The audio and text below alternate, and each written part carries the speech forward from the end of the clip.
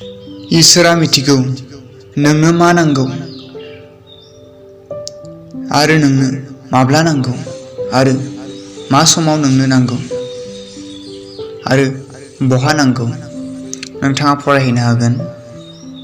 माथाइनि 6:8 बिसोरबादि नोंसोरो दाखालाम, नोंसोर मा नांगौ बेखौ नोंसोरनि बिफाया नोंसोर बिया सायावनो मिथिगौ।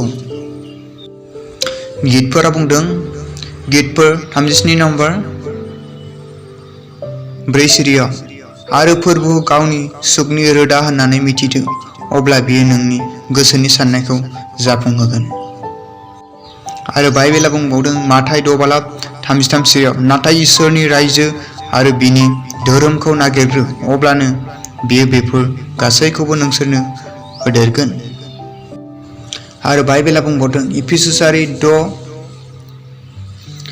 6:8 सिरियाव, आरज खालामनायाव थालायै नांथाब, गोथार जिउनि बोलोजों खनफ्रोमबो आरज खालाम, सिरि मोननानै था, आरज खालामनायखौ दानागार आरो इसोरनि मानसिफोरनि थाखाय आरज खालामफ्लाय। आमेन।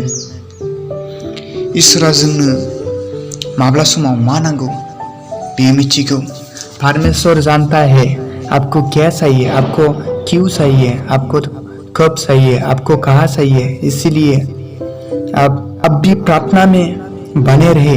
परमेश्वर आपको अपने समय पर वो सब कुछ